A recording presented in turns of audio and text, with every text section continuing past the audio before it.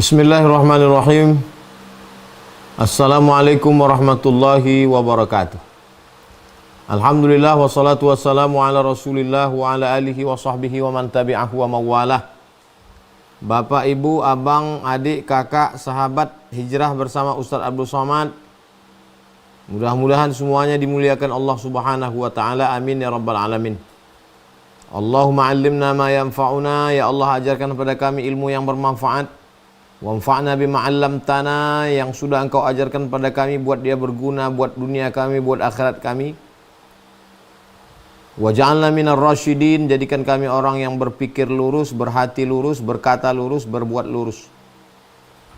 Allahumma aftah qulubana, bukakan pintu hati kami. Washrah sudurana, lapangkan hati kami. Waj'alna minal ladzina yastami'una al-qawla fayattabi'una ahsanah. Jadikan kami orang-orang yang mendengarkan ucapan yang baik, mengiringinya dengan amal yang baik.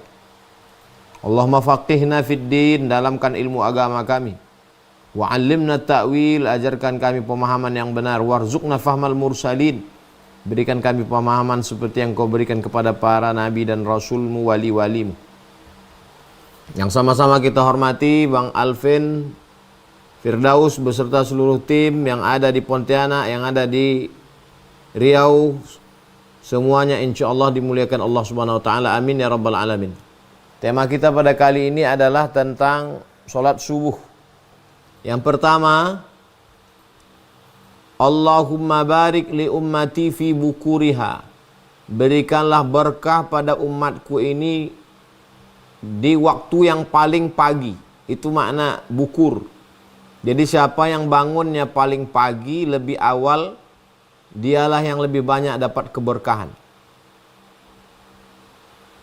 Maka kalau orang barat itu punya filosofi time is money, waktu adalah uang. Karena mereka menilai sesuatu itu materialistis, materi, duit, uang. Maka dalam Islam kita ingin setiap waktu ada berkahnya. Jadi secara rasional, orang-orang yang tidak Islam sekalipun sangat ingin bangun pagi. Di Asia Tenggara ini, negara yang paling awal bangun paginya, kata survei, Singapura. Bangun langsung beraktivitas. Baik yang tidak Islam maupun yang Islam. Bangun pagi. Kita sebagai orang beriman, orang Muslim, pasti bangun pagi. Kenapa? Karena jangan sampai tidak sholat subuh. Jangan sampai ketinggalan sholat subuh. Maka dengan bangun pagi, ada salah seorang non-muslim tertarik dengan video Ustadz Somad ketika ada potongan yang dimasukkan ke Instagram, ke TikTok, ke YouTube. Berawal dari keterpaksaan, lama-lama jadi kebiasaan, lama-lama jadi kebutuhan. Biasakan bangun pagi. Nah, itulah awal beliau tertarik. Akhirnya kami pun waktu Covid itu membuat kolaborasi video bersama. Saya tanya, apa yang buat abang kesan pertama kali?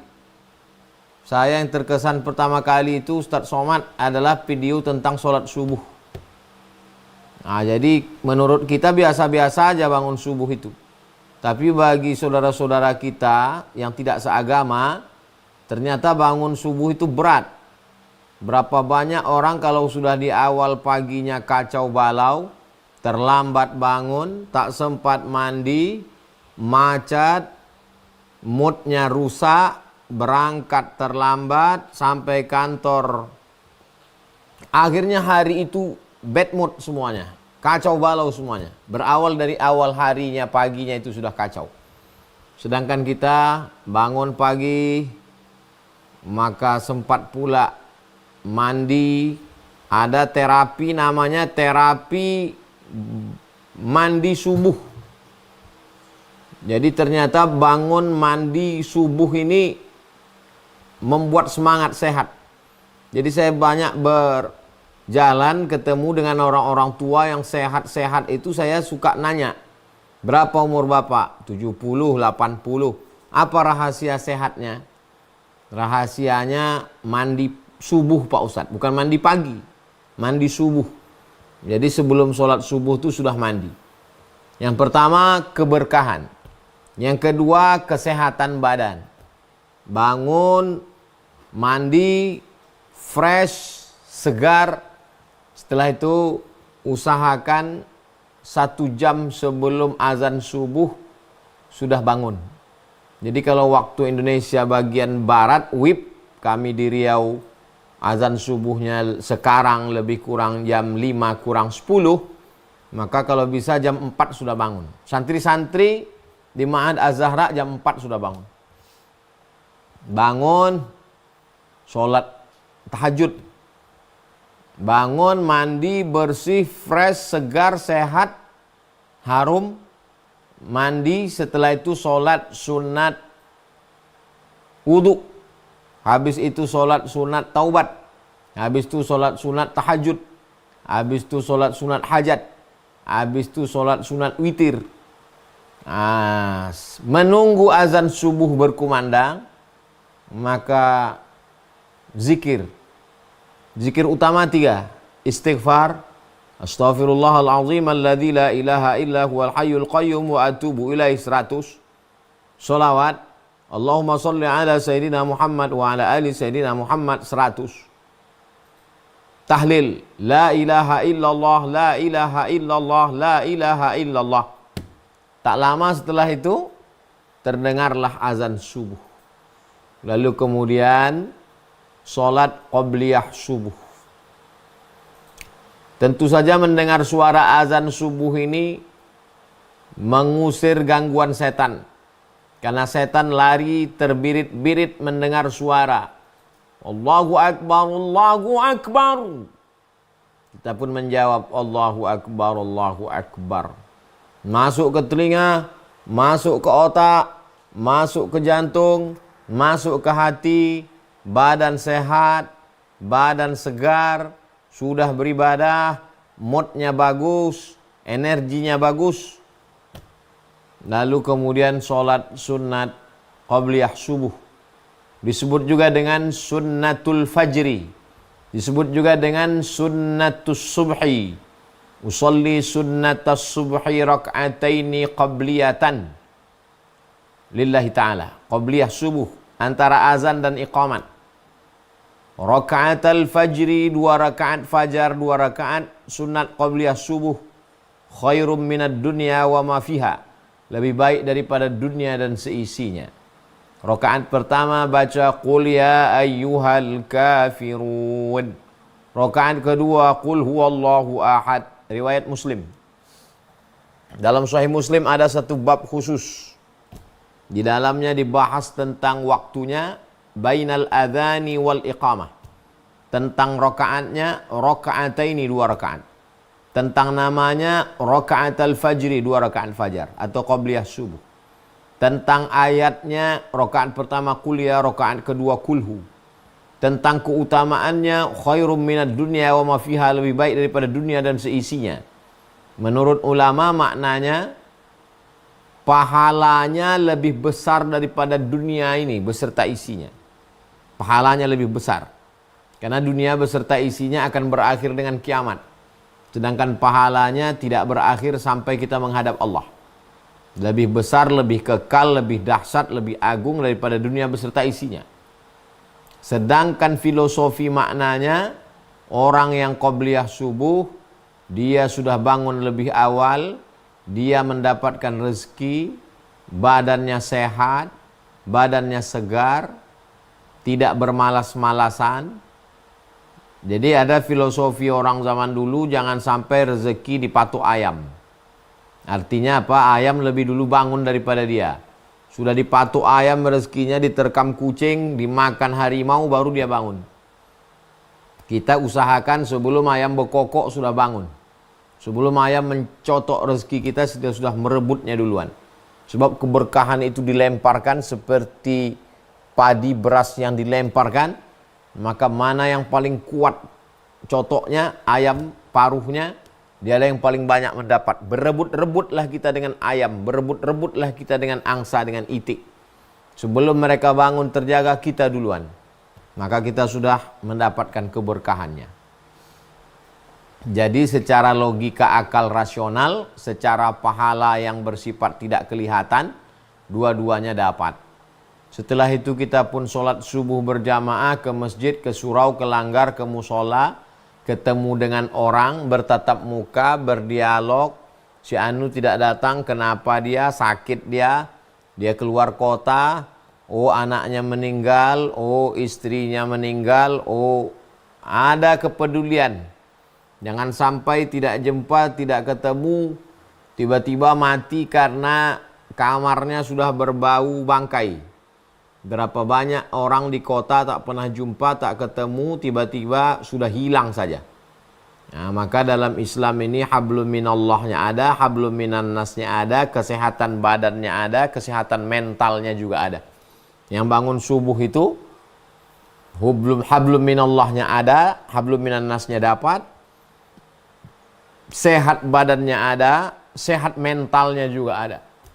Lalu kemudian setelah sholat subuh berzikir, zikir-zikir yang diajarkan oleh Nabi SAW. Syukur-syukur bisa di masjid sampai terbit matahari. Sholat sunan isyraq 2 rakaat. Dalam biografi Ibnu Taimiyah, kata muridnya, Ibnu Taimiyah itu habis sholat subuh membaca surat Al-Fatihah. Matanya mendongak ke atas. Bismillahirrahmanirrahim. Alhamdulillahi rabbil alamin arrahmanirrahim maliki yaumiddin iyyaka na'budu wa iyyaka nasta'in ihdinas siratal mustaqim siratal ladzina an'amta 'alaihim ghairil maghdubi 'alaihim waladdallin amin. Sampai terbit matahari. Jadi setiap Rabu subuh, Selasa malam Rabu kajian bersama Hijrah Ustadz Abdul Somad, Rabu subuh besok membaca Riyadhus Shalihin di sepanjang jalan Kamboja, Ma'had Az-Zahra, 2 musola, 2 masjid. Jadi yang mengikuti secara online untuk waktu Indonesia Barat, Aceh, Sumatera Utara, Riau, Kepulauan Riau, Jambi, Bangka Belitung, Palembang, Sumatera Selatan, Bengkulu, insya Allah itu bisa langsung selesai membaca itu sholat sunan isyraq 2 rakaat. Sampai jam 6 kita baca kitab, 6.30 selesai tanya jawab, sholat sunan isyraq 2 rakaat. Tidak ada alasan untuk tidak sholat sunan isyraq dalam sepekan. Karena bisa mengikuti kajian. Andai sholat subuh di masjid, habis itu hidupkan handphone, langsung dengar kajian. Sampai jam 6.30 tutup, sholat sunan isyraq, pulang ke rumah, siap-siap berangkat kerja. Bagi yang tidak bisa, jangan berkecil hati. Jangan batasi amal kebaikan hanya pada satu pintu saja. Masih banyak pintu-pintu yang lain. Jadi orang yang terbiasa subuh tidak sholat, lambat bangun sampai jam 8. Kalau dia berangkat kerja bagaimana? Terlambat. Sampai di tempat kerja sudah kena marah. Hari itu sudah bad mood, kena macet lagi, sumpah serapah, caci maki, tak sempat mandi, badan tidak nyaman. Nah, itu jadi efeknya kemana-mana itu, sistemik itu. Nah, sedangkan kalau kita bangun lebih awal, kita lebih tenang, badan kita fresh, pikiran kita segar, otak kita tidak kacau, hati kita sudah berzikir. Ala bidzikrillahi tatmainnul qulub. Ketahuilah dengan banyak berzikir hati menjadi tenang. Nah, ini beginilah terapi yang diajarkan agama Islam. Agama Islam ini tidak hanya berpikir tentang mati, tentang hari kiamat, tapi juga berpikir bagaimana kita menjalani kehidupan kita ini. Oh, rupanya hidup kita ini selama ini salah. Malam habis begadang sampai jam 2, jam 3. Habis itu tidur, bangun jam 8, jam 9. Pikiran suntuk, kacau, galau. menghilangkannya dihabiskan dengan film, dengan narkoba, dengan waktu habis untuk medsos, tak bermanfaat sama sekali. Pikiran kacau, badan rusak, penyakit, kurang tidur, dan lain sebagainya. Ini berefek kemana-mana. Jadi kalau kita ikuti syariat ajaran Islam ini, insya Allah selamat kita dunia, selamat kita akhirat, selamat pekerjaan kita. Jadi orang-orang dulu itu hidupnya berkah. Petani bangun pagi, segar, sholat subuh, sempat ketemu dengan tetangga. Habis dari sholat subuh pulang ke rumah, dia pergi ke sawah. Sawahnya digarap, anak istrinya sehat, rezekinya berkah, pulang ketemu orang. Sekarang ada manusia tidak pernah ketemu dengan manusia. Seperti robot. Hidupnya tak bermakna.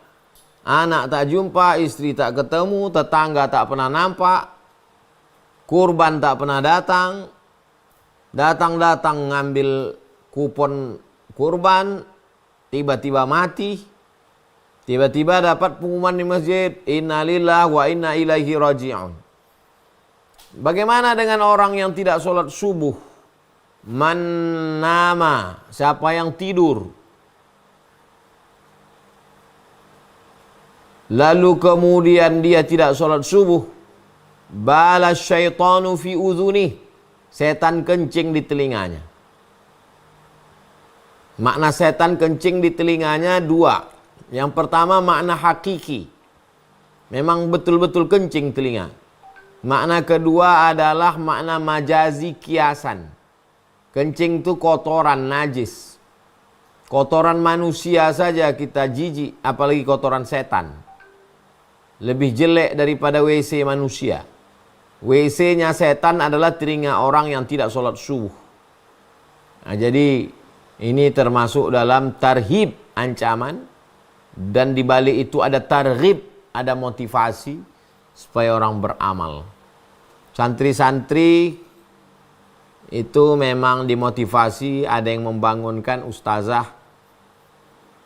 Ustazah bangun pagi mengajar sampai sore, sampai malam. Jam 10 baru habis aktivitas kegiatan, baru tidur. Nah, ini semua kalau kita jalankan ajaran Nabi Muhammad SAW ini datang dari Allah, bukan hasil survei, bukan percobaan manusia, maka insya Allah efeknya akan kita rasakan. Saya pribadi setiap hari rutinitas bangun, mandi, sholat sunat wudhu, sholat sunat taubat, sholat sunat tahajud, habis itu berdoa, berzikir istighfar, habis itu sholawat, habis itu tahlil. Tak lama terdengar azan, sholat qobliyah, sholat subuh bersama santri. Habis itu saya membaca tafsir Jalalain. Hari Senin, hari Selasa, hari Kamis, hari Jumat. 4 kali saya bacakan tafsir Jalalain untuk anak-anak santri. Hari Rabu saya membacakan Riyadhus Shalihin. Adapun hari Kamis, hari Jumat, hari Sabtu, hari Ahad saya di luar. Nah, ketika di luar juga setiap kajian subuh pasti ada di masjid-masjid. Andai tidak di masjid, di hotel bersama tim intern di daerah masing-masing. Karena saya keluar hari Kamis, Jumat, Sabtu, Ahad. Hari Jumat, Sabtu, Ahad, Senin. 4 hari saya di luar. Jadi waktu ini dipakai semuanya. Dan subuh itu memang diusahakan. Kalau di luar ada pengajian. Kalau saya di pondok membacakan Riyadhus Shalihin, kalau di pondok membacakan Jalalain, tafsir Jalalain, Imam Jalaluddin Al-Mahalli, Imam Jalaluddin As-Suyuti. Sedangkan kalau Rabu subuh, 4 kali Rabu di musola. Saya memang sengaja memilih subuh. Kenapa? Karena subuh itu otak fresh. Memori belum banyak terpakai. Pikiran lagi. Dan dulu pun waktu masih kuliah, saya kalau menghafal subuh. Kalau siang panas kepala saya. Kalau malam terasa otak ini udah penuh, tak bisa menangkap lagi. Jadi menghafal-ngapal enaknya memang subuh. Apalagi kalau mau ujian, itu saya habis sholat subuh jam 5, jam 6, jam 7, 2 jam tuh mengulang terus. Nah, nanti masuk ke kelas jam 8, itu udah fresh hafalan-hafalan. Memang kebiasaan dari dulu. Dari sejak kuliah sampailah sekarang. Jadi apa yang kita lakukan hari ini itu adalah ajaran yang kita lanjutkan dari orang tua kita, dari guru-guru kita, sampailah ke anak cucu kita, sampai ke santri-santri, termasuklah Bapak Ibu yang ada di komunitas hijrah bersama Ustadz Abdul Somad. Orang tua saya memang dari dulu sampai meninggalnya memang terbiasa subuh, sebelum subuh. Bahkan ketika meninggal almarhumah ibu saya pun bangun dia malam. Sebagaimana saya tanya ke makcik saya yang menjaga, bagaimana malam itu? Karena waktu itu saya sedang di Pulau Madura. Katanya malam itu dia bangun jam 2, habis itu dia sholat tahajud, setelah itu dia sholat witir, habis itu dia berzikir, habis itu dia makan sahur. Habis makan sahur, karena hari Senin mau puasa. Habis makan sahur, menunggu mau sholat subuh, ditontonnya YouTube. Ditontonnya YouTube kau, ditontonnya YouTubemu, kata makcik saya. Nah, habis itu pas mau menjelang sholat subuh, baru dia ke kamar mandi, ke toilet, sakit kepalanya. Lalu kemudian dibawa ke rumah sakit, meninggal. Nah, jadi memang kebiasaan dari dulu tidak pernah meninggalkan malam subuh, karena ini waktu mustajab dan sudah menjadi kebiasaan. Allah bisa karena biasa. Tak ada istilah tidur santai siang, nah, itu habis kita kena marah. Jadi di rumah pun dididik demikian, kemudian di sekolah pun di pesantren begitu, apalagi dulu waktu di pesantren, memang waktu itu belum ada lagi komisi perlindungan anak, masih pakai batang sapu lagi dipukulkan ke lemari dari triplek, bangun, bangun. Nah, sekarang tidak bisa kita main begitu lagi. Jadi 3 lingkungan. Yang pertama keluarga di rumah, yang kedua sekolah, yang ketiga pergaulan. Jadi kalau kebetulan pergaulan kita kongko-kongko sampai tengah malam, ngobrol tak tentu arah, tidurnya pun kacau balau, bangunnya lebih kacau lagi. Begitulah kita terus. Man syabba ala syai'in syabba alaih. Siapa yang terbiasa dari mudanya melakukan sesuatu sampai beruban kepalanya, itulah terus terbiasa. Tapi kalau udah terbiasa kita disiplin, tidur, jauh berjalan banyak dilihat, lama hidup banyak dirasa. Banyak saya ketemu orang-orang hebat. Itu banyak saya sekali ketemu tidurnya cepat. Ada satu jenderal, mohon maaf ya Ustadz, jangan Ustadz tersinggung. Saya jam 10 mesti tidur Pak Ustadz. Jadi kami habis pengajian Isya bertamu ke rumah beliau. Jam 10 kami cabut. Karena dia bilang, saya kalau udah lewat jam 10 ini nggak bisa tidur Pak Ustadz. Ayalah Pak. Rupanya dia tidur jam 10, 11, 12, 1, 2, 3. Jam 3 dia bangun. Biasanya Bapak saya bangun jam 3. Habis itu saya ke meja kerja saya, sholat tahajud. Habis itu saya kerjakan menunggu azan subuh. Saya pernah ketemu pejabat begitu. Saya pernah ketemu bisnismen juga begitu. Saya pernah ketemu tentara begitu. Saya pernah ketemu polisi juga begitu. Nah, jadi memang manajemen waktu ini yang luar biasa. Jadi kalau ada orang yang santai-santai katanya menikmati hidup, sebenarnya tidak menikmati hidup. Itu adalah orang yang menghancurkan hidup. Jadi kalau kita melihat Itu bule-bule itu Pak Ustadz, tidurnya siang. Itu waktu dia sedang liburan. Jadi bule yang kita lihat di sini wajahnya kacau balau, rambutnya tak tentu arah, pakaiannya sobek-sobek, itu dia sedang liburan. Kalau dia sedang di kota, di tempat tinggal dia, rambutnya rapi, pakai jas, pakai dasi, bangun pagi. Lalu saat liburan, dia ingin keluar dari rutinitas itu. Dia lepaskan semua, rambutnya nggak disisir, nggak gosok gigi, nggak mandi, pakaiannya sobek-sobek, busuk, tak dicuci. Itulah yang ditiru oleh orang kita. Padahal itu saat dia santai. Yang dalam setahun mungkin hanya 5 hari dia begitu. Selebihnya dia sangat disiplin, sangat on time di tempat kerja dia. Yang 5 harinya itulah yang kita ikut. Diikut oleh anak-anak muda kita. Tengok tuh, tak mandi, macam gembel, duitnya banyak. Padahal di kampung halaman dia sangat disiplin. Bangun awal hari, dan lain sebagainya. Nah, jadi terkait tentang sholat subuh ini tidak hanya sekedar ibadahnya. Kita tidak hanya cerita tentang masalah pahala, surga, neraka. Kalau bangun subuh dapat pahala, sholat masuk surga. Kalau kesiangan nggak sholat masuk neraka. Betul, itu tidak salah, memang ada dalam ajaran Islam. Tapi kita mesti melihatnya lebih luas dari berbagai aspek. Aspek medisnya, aspek disiplinnya, aspek semangat kinerja beraktivitasnya, aspek semangat untuk membangun alam semesta. Bisa bayangkan kalau ada pegawai, dari mulai security, pegawai dinas, kantor, perusahaan, BUMN, terlambat datang, terlambat masuk kerja, etos kerjanya turun, semangatnya nggak ada, di tempat ruangan ngantuk. Apa yang terjadi?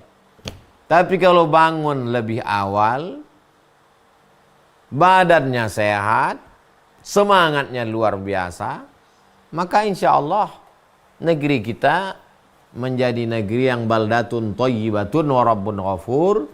Kesehatannya, bangunlah jiwanya. Jiwanya udah bangun duluan. Bangunlah badannya. Dan badannya juga dibangun, dijaga. Fisiknya, mentalnya, materialnya, dan spiritualnya. Dua-duanya seimbang. Bangunlah jiwanya, bangunlah badannya. Bangunlah fisiknya, bangunlah mentalnya. Bangunlah materialnya, bangunlah spiritualnya.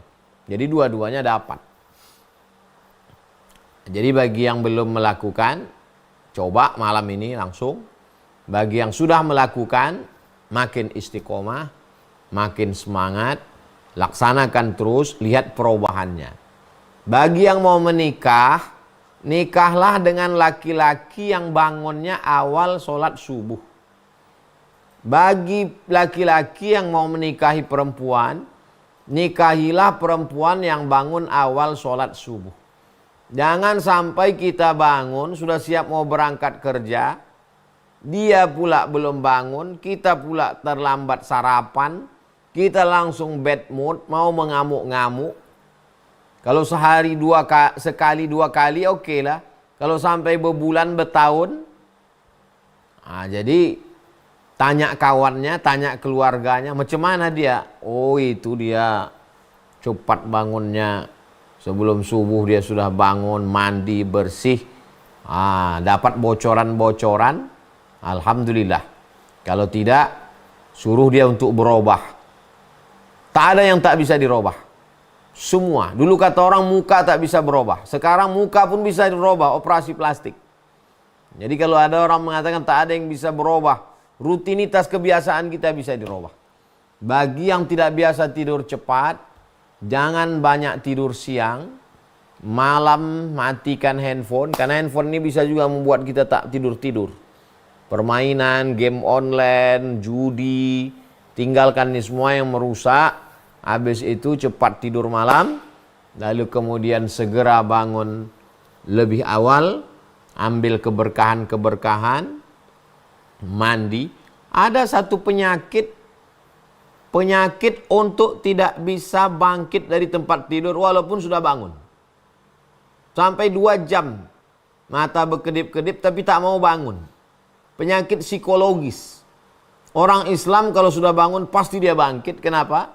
Karena dia takut tidak ke masjid, dia takut hilang qobliyah, dia takut tidak bisa sholat sunat isyraq, sholat sunat duha.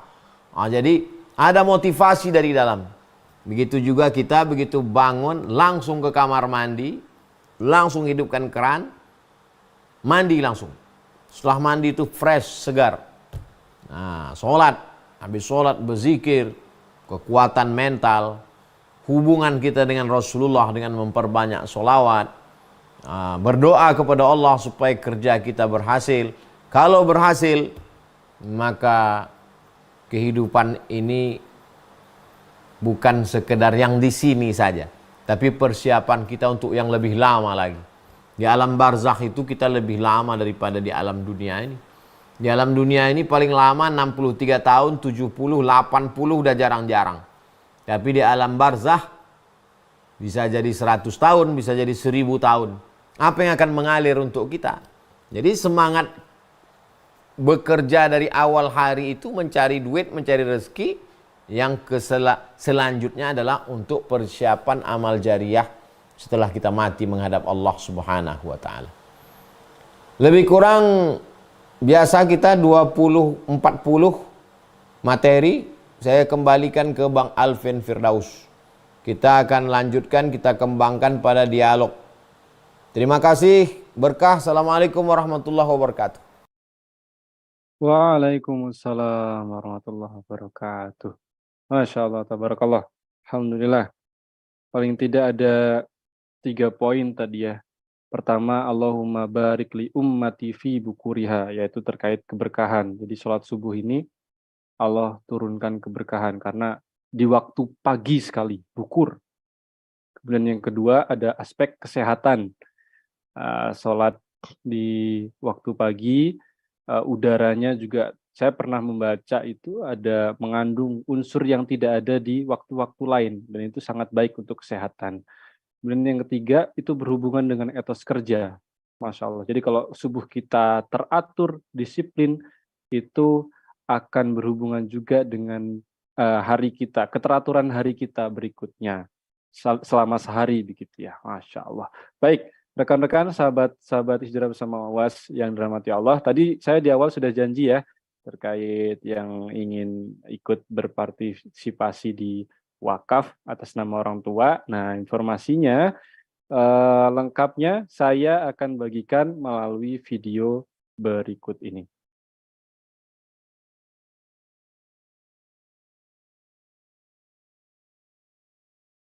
Assalamualaikum warahmatullahi wabarakatuh. Jamaah dimanapun berada, bapak, ibu, abang, kakak, adik, sahabat Hijrah Bersama Ustadz Abdul Somad. Di belakang saya ini adalah asrama Ma'had Az-Zahra, tempat menghafal Al-Quran. Sekolah formalnya SMP, SMA, berijazah Dignas dan menghafal Quran. Tahun 1 sampai 3 ngapal Quran. Tahun ke-4 belajar baca kitab, tahun ke-5 praktek baca kitab, tahun ke-6 tamat SMA, life skill. Di belakang ini asrama sebanyak 4 lantai insya Allah. Sekarang siap lantai kedua, berarti lantai ketiga, lantai ke-4. Satu lantai ini isinya 9 kamar. Jadi 4 lantai ini 36 kamar, isinya di dalam sekitar 20, berarti mampu menampung 720 santri insya Allah. Sengaja yang pertama kita bangun adalah kelas. Memanjang tanganah ini bangunannya ke ujung sana lebih kurang 500 meter. Mengajak kepada jamaah dimanapun berada, mari kita support, kita selesaikan pembangunan asrama Ma'had Az-Zahra. Kalau kita bukan penghafal Quran, kita bukan ustadz-ustazah, kita ingin mendapatkan pahala mengalir, maka kita kirimkan 2-3 sak semen, batu bata, kerikil, supaya pahalanya juga mengalir untuk almarhum-almarhumah orang-orang tua kita. Ma'akalta fa'afnaita, makanan yang dimakan busuk, wa malabista fa'ablaita, yang diberikan kepakaian lapuk, wa matasaddaqta fa'amdaita, yang disedekahkan, yang diwakafkan, Inilah bekal untuk hari esok insyaallah. Berkah selalu. Ini perkembangan terakhir. Siap 2 lantai. 2 lantai lagi ke atas. Lantai 3, lantai 4. Assalamualaikum warahmatullahi wabarakatuh. Assalamualaikum Ustaz.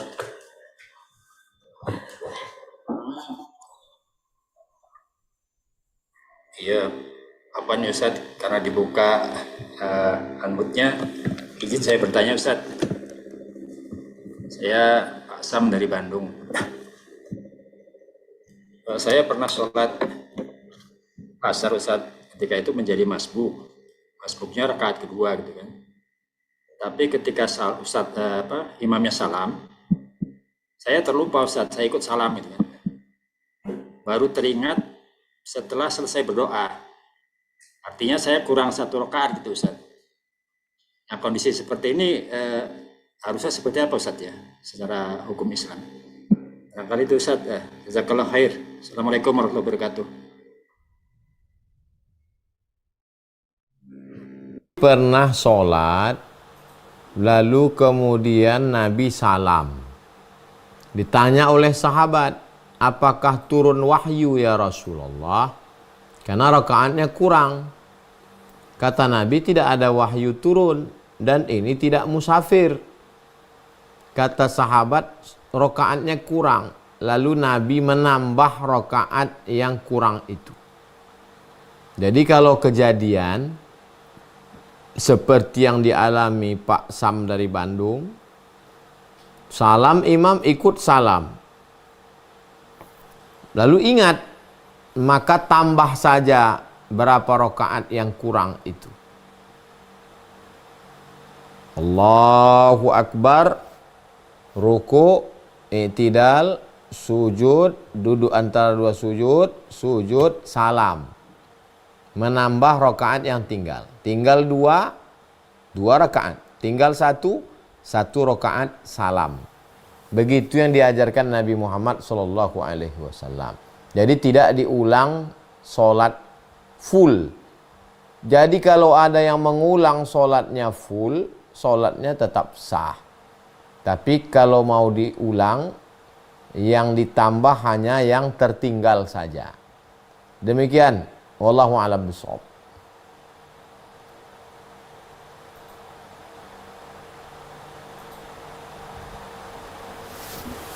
Assalamualaikum ya. Waalaikumsalam warahmatullahi wabarakatuh. Nama Mbok Rasid ya. Saya dari Agam Lubuk Basung, Sumatera Barat. Ingin bertanya, semoga yang di Zoom ini dan menyaksikan video ini baik di YouTube ataupun TikTok dan lain sebagainya disehatkan oleh Allah dan diampuni segala dosa-dosanya oleh Allah Subhanahu wa taala. Izin bertanya Bu ya, tentang ada pengajian terdengar oleh saya Bu ya, katanya ketika berkurban itu tidak boleh pakai halaman masjid, tidak boleh pakai alat-alat masjid, pisau masjid, golok masjid, dan peralatan ataupun halaman yang dimiliki oleh masjid. Itu berlandaskan kepada mazhab apa Bu ya? Itu yang pertama. Kemudian yang kedua Bu ya, tentang sholat subuh. Di masjid ini kadang-kadang pakai kunut, kadang tidak, bercampur gitu Bu ya. Tapi ketika berkunutnya itu, ada imam ini mengangkat tangan. Tapi sang makmum itu ada yang mengangkat tangan dan ada yang tidak mengangkat tangan sama sekali. Yang tidak mengangkat tangan ini condongnya kepada tidak berkunut Bu ya. Bagaimana kalau seandainya itu terjadi terus-menerus Bu ya? Apakah ada solusinya atau jalan keluar yang terbaiknya Bu ya? Demikian Bu ya. Assalamualaikum warahmatullahi wabarakatuh.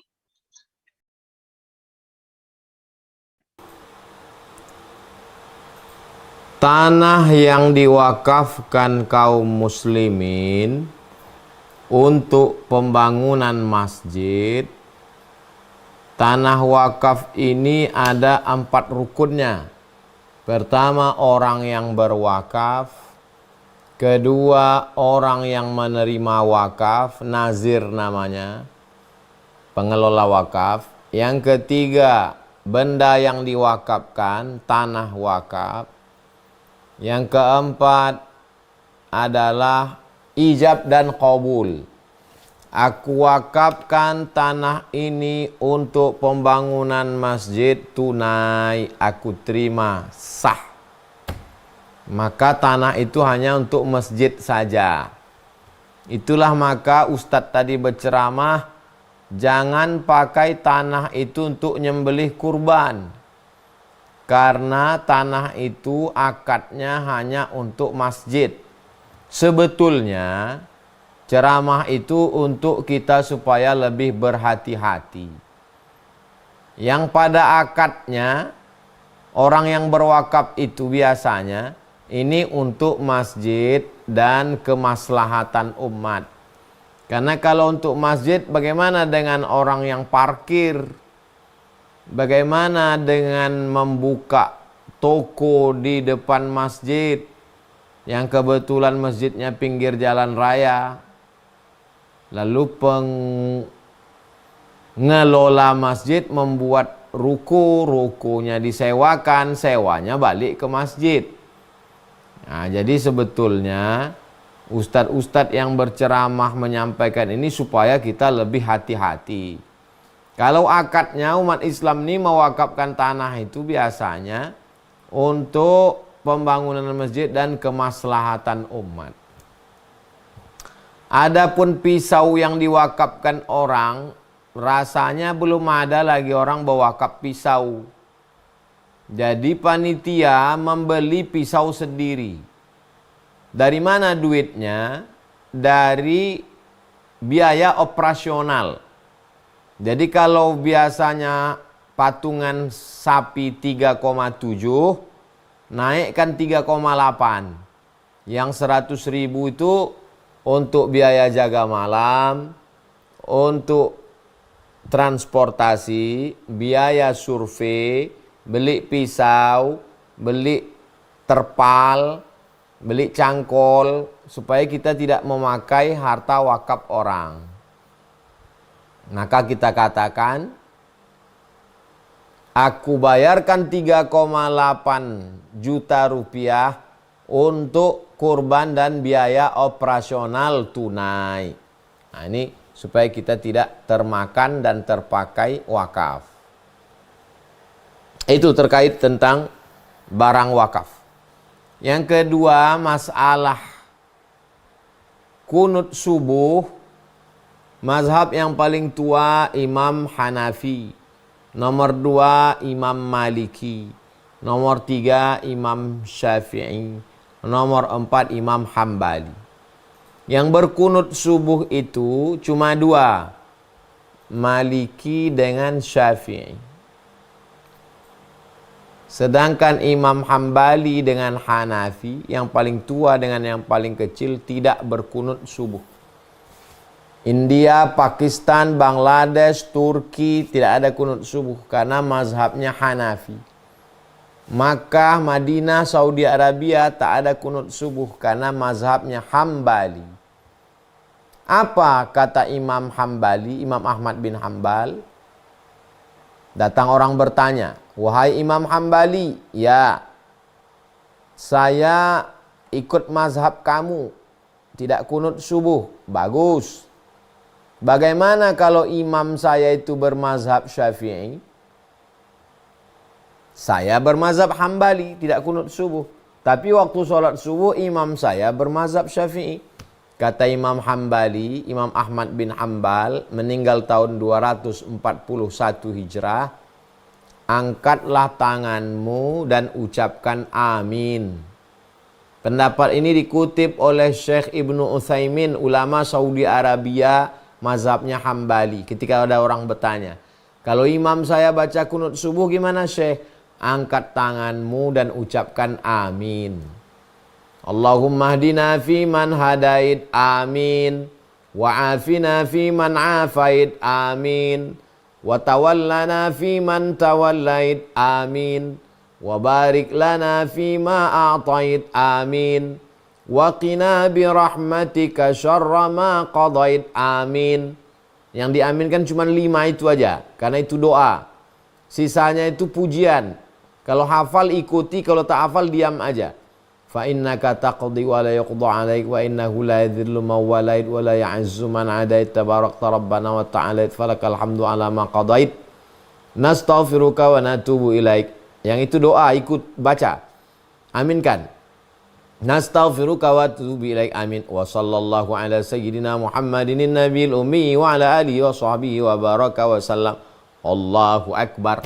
Jadi kalau dia ngaji, insya Allah dia angkat tangan dan dia aminkan. Karena imamnya sendiri, Imam Hambali, menyuruh begitu. Jadi kalau ada orang yang tidak angkat tangan dan tidak mengaminkan, tak tahu saya entah imam apa yang dia ikut. Demikian. Wallahu a'lam bishawab. Baik, bismillah. Afwan Ustaz, tadi ada kendala. Ya, maklum. Afwan Ustaz. Lanjut ke pertanyaan saya tadi Ustaz, di dalil Quran surat Al-Isra ayat 78 itu Allah menyebutkan aqimis shalah lidulu kisyamsi ila ghasakil lail wa Qur'an al-fajr. Kerjakanlah salat atau laksanakanlah salat dari mulai sejak matahari tergelincir sampai gelapnya malam. Itu kan artinya zuhur sampai dengan isya Ustaz. Nah, kemudian wa Qur'an al-fajr, dan kerjakanlah salat subuh. Apakah kalau melihat di sini kan kenapa zuhur tuh dipisah gitu Ustaz dengan sholat-sholat yang lain? Apakah ada keistimewaan tersendiri terkait sholat subuh ini dibanding sholat-sholat yang lain gitu Ustaz? Itu yang disebutkan waktunya. Lidulu kisyamsi, matahari tergelincir. Tergelincir matahari, masuk zuhur. Bayang-bayang lebih panjang dari bentuk aslinya, masuk asar. Ila ghasaqil lail, masuk malam. Nampak rona merah tanda masuk malam, maghrib. Begitu berakhir rona merah, gelap semuanya, isya. Yang 4 tadi waktunya. Sedangkan untuk sholat subuh 2 disebut, waktunya dan bacaannya. Wa Qur'anal fajri, secara bahasa Quran dan fajar.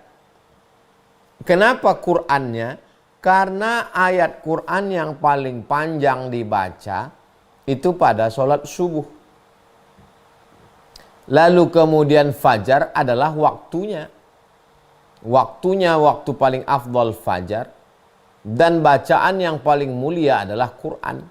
Ketemu bacaan paling mulia dengan waktu yang paling mulia. Wa Qur'anal fajri. Menunjukkan kelebihan keutamaannya dari yang lain. Inna Qur'anal fajri kana mashhuda. Sesungguhnya Quran fajar, Quran yang dibaca panjang pada waktu fajar, pada waktu subuh itu, masyhuda, dipersaksikan oleh para malaikat. Malaikat yang mana maksudnya? Malaikat yang menjaga di waktu malam, akan habis sip-sipannya, tugasnya, bertemu dengan malaikat yang akan jaga di waktu siang. Ketemunya mereka di sholat subuh. Dan kedua grup ini mempersaksikan bacaan sholat subuh itu.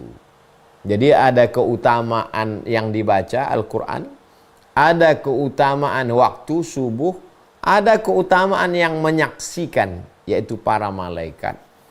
Inna Qur'an al-fajri kana mashhuda. Keutamaan-keutamaan ini biasanya diberikan Allah sesuai dengan hak prerogatif Allah. Ada manusia yang utama, nabi. Di antara nabi ada yang lebih utama, rasul. Di antara rasul ada yang lebih utama, ulul azmi. Ada belahan bumi yang utama, Baitul Maqdis. Ada yang lebih utama, Madinah. Ada yang lebih utama, Makkah al-Mukarramah. Malam ada yang utama, Ramadan. Ada yang lebih utama lagi, 10 terakhir. Ada yang lebih utama lagi, Lailatul Qadar. Nah, jadi memang ini cara Allah supaya kita saing mendapatkannya. Wa fi dzalika falyatanafasil mutanafisun. Maka bersainglah dalam hal itu. Fastabiqul khairat, berlomba-lombalah untuk mendapatkan kebaikan-kebaikannya itu. Demikian Bang Alvin. Wallahu a'lam bishawab. Oke, ini ada pertanyaan bagus di Zoom. Kalau kita sudah terbiasa kuliah subuh dan kita terbiasa sholatnya telat gitu saja, apakah boleh kalau kita tidak sholat berjamaah di masjid, kita sholat qobliyah dulu baru sholat subuh? Misalnya di Riau, waktu sholat subuhnya jam 5 kurang 10. Lalu habisnya sholat subuh jam 6 lewat 10. 6 lewat 20. Lalu terbangun jam 6. Misal, bangun jam 6. Apakah langsung sholat subuh atau qobliyah subuh? Qobliyah subuh dulu. Jadi bangun jam 6, qobliyah subuh dulu. Habis qobliyah subuh, qomat. Allahu Akbar, Allahu Akbar. Asyhadu an la ilaha illallah. Habis iqamat, baru sholat subuh. Raka'atul fajri, 2 rakaat qobliyah subuh. Khairum minad dunya wa ma fiha, lebih baik daripada dunia dan seisinya. Kalau berangkat ke masjid, jam nampak 2 menit lagi iqamat, maka langsung qobliyah subuh. Karena kalau tahiyatul masjid tidak dapat qobliyah subuh. Tapi kalau qobliyah subuh otomatis dapat tahiyatul masjid. Langsung saja qobliyah subuh. Kalau cukup waktunya untuk 2 sholat, tahiyatul masjid dulu, baru qobliyah subuh. Kalau tak cukup, qobliyah subuh saja. Sampai ke masjid, iqamat. Allahu Akbar, Allahu Akbar. Asyhadu an la ilaha illallah. Langsung sholat subuh. Qobliyahnya kapan? Nanti qobliyahnya diqadha setelah sholat sunat isyraq. Sholat qobliyah diqadha. Di antara qobliyah yang diqadha Nabi adalah qobliyah subuh. Demikian Bang Alvin. Wallahu a'lam bishawab. Baik, jawab alhamdulillah. Penanya berikutnya kami persilakan dari Ibu Melaraika Bandung. Mangga Ibu. Assalamualaikum warahmatullahi wabarakatuh, Ustaz. Waalaikumsalam warahmatullahi wabarakatuh. Bagaimana jika sebagai wanita kan sholatnya di rumah gitu, apakah kita juga dapat pahala dari sholat isyraq itu sendiri? Demikian Ustaz. Assalamualaikum warahmatullahi wabarakatuh. Waalaikumsalam warahmatullahi wabarakatuh. Man shalla subha fi jama'atin, siapa yang sholat subuh berjamaah, thumma qa'ada yadhkurullah, duduk berzikir mengingat Allah, hatta tatlu'asy syamsu, sampai terbit matahari, thumma yusalli rak'ataini, sholat sunat 2 rakaat, kanat lahu ka ajri hajjatin wa umrah, dapat pahala seperti haji dan umrah. Tamah, sempurna. Di mana dilaksanakan sholat subuh ini? Di masjid. Adakah pendapat mazhab yang mengatakan perempuan boleh iktikaf di rumah? Ada. Pendapat mazhab Hanafi. Iktikaf itu di masjid. Tapi ada satu pendapat dalam mazhab Hanafi, boleh beriktikaf di musalla al-bait. Musalla al-bait, satu pojok ruangan di rumah yang biasa dipakai untuk sholat. Biasanya sholatnya di sini. Maka itu namanya musalla al-bait. Jadi bagi yang darurat sekali, tidak bisa sama sekali karena anak kecil, karena tidak suami di luar kota, tidak bisa keluar, dia sholat di musalla al-bait. Kalau Ramadan dianggap dapat iktikaf. Kalau sholat subuh, sholat sunat Sholat subuhnya berjamaah. Berjamaah sama siapa dia? Sama anaknya. Suami laki-laki sholatnya di masjid. Kalau ada suami ikut ke masjid. Kalau tak ada sholat sama anak. Sama siapa yang ada kawan di rumah. Di musolla al-bait. Hanya berlaku bagi perempuan saja menurut mazhab Hanafi. Sedangkan laki-laki tetap di masjid. Berlaku untuk iktikaf Ramadan dan juga untuk sholat sunat isyraq bagi yang darurat tingkat tinggi karena satu dan lain hal. Demikian, wallahu a'lam bishawab. Baik, penanya berikutnya atas nama Bapak Sofyan Hakim dari Pringsewu, Lampung nih ya. Silakan Bapak.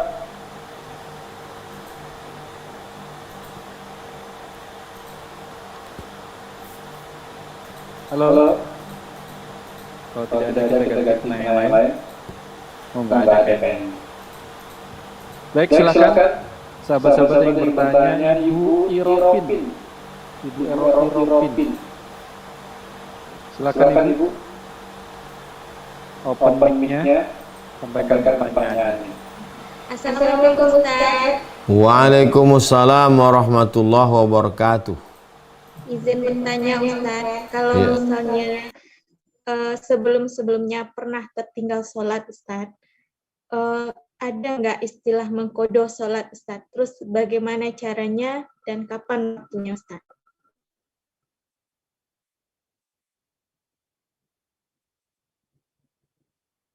Laha illa dzalik.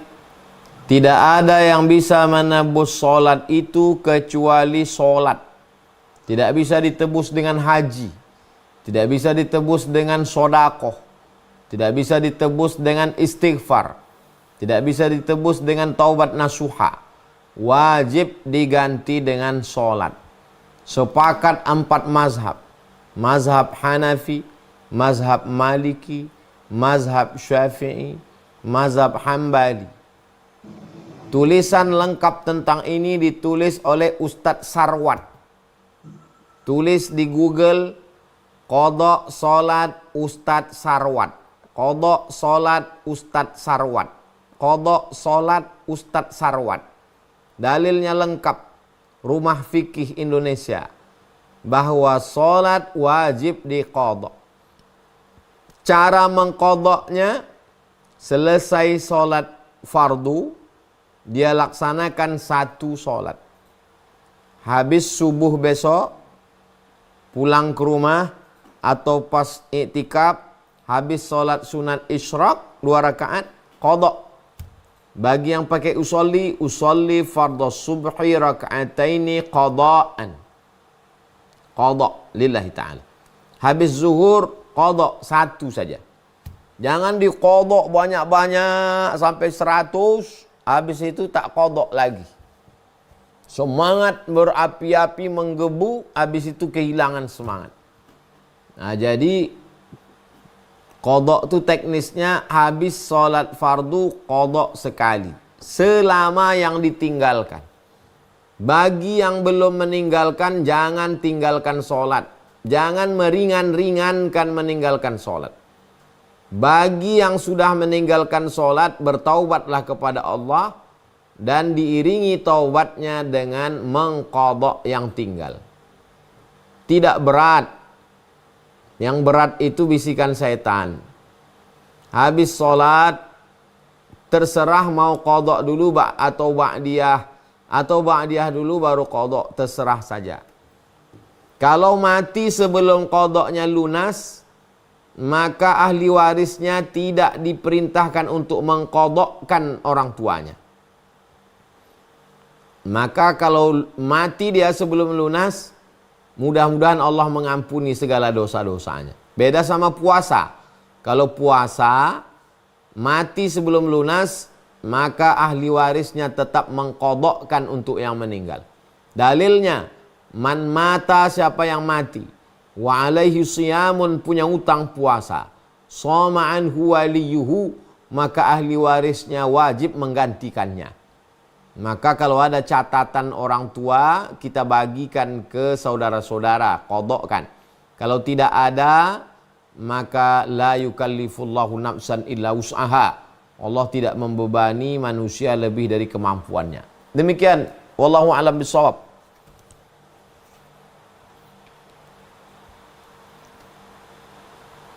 Baik, Masya Allah, Alhamdulillahirrahmanirrahim. Sudah kurang lebih 1 jam 15 menit ya kita belajar pada malam hari ini terkait sholat subuh. Mungkin terakhir Ustaz terkait closing statement materi pada malam hari ini terkait sholat subuh.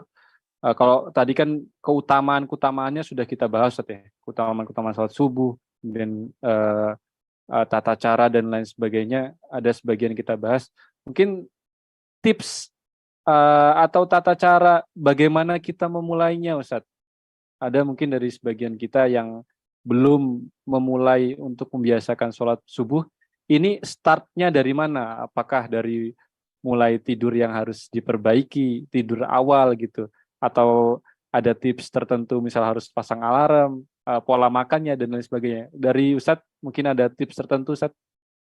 Yang pertama, jangan terlambat tidur. Karena sebagai manusia yang normal, kalau sudah lambat tidur, otomatis maka lambat juga bangunnya. Kita ini manusia yang biasa. Jadi cepat tidur, jam 11, jam 12 tidur.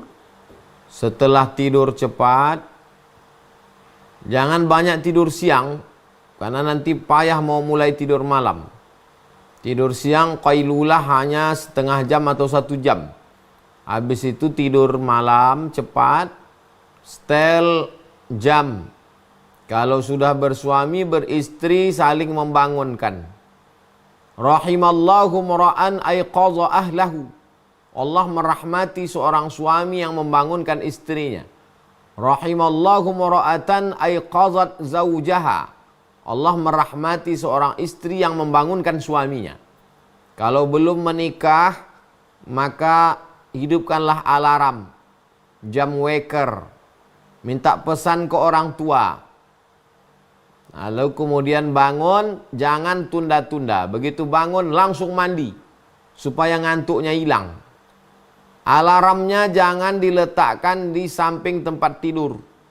Letakkan agak jauh supaya bangun kita berdiri untuk menghilangkan bisiknya. Kalau diletakkan dekat tempat tidur, pencet mati tidur lagi.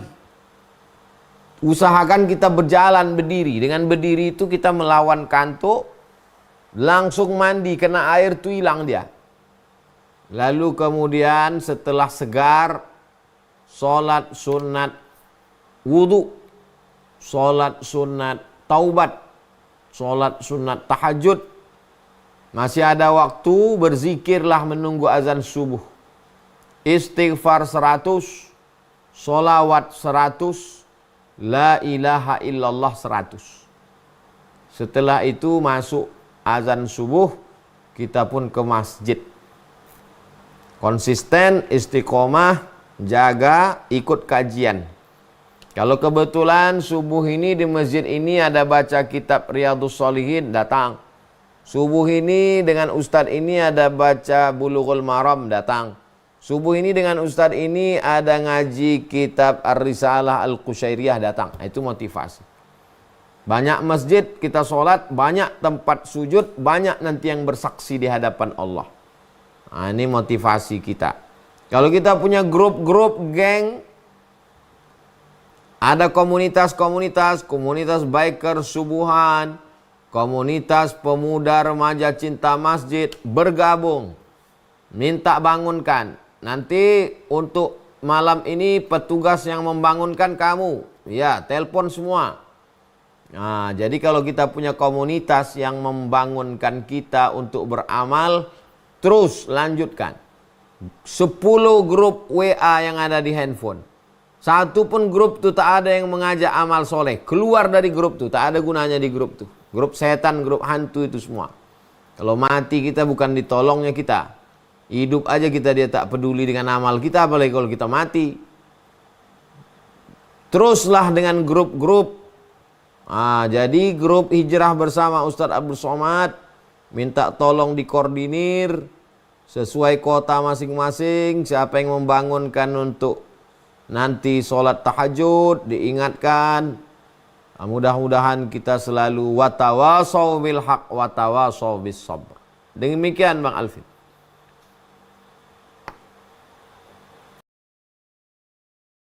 Sudah banyak sekali materi yang bisa kita ambil pelajaran, dan mudah-mudahan apa yang sudah disampaikan oleh Tuan Guru kita bisa memahami, mengamalkan, serta bisa mengajarkan kelak. Terakhir Ustadz, mohon berkenan untuk kami minta doa supaya Allah berikan keberkahan majelis kita pada malam hari ini. Astaghfirullahalazim, astaghfirullahalazim, astaghfirullahalazim.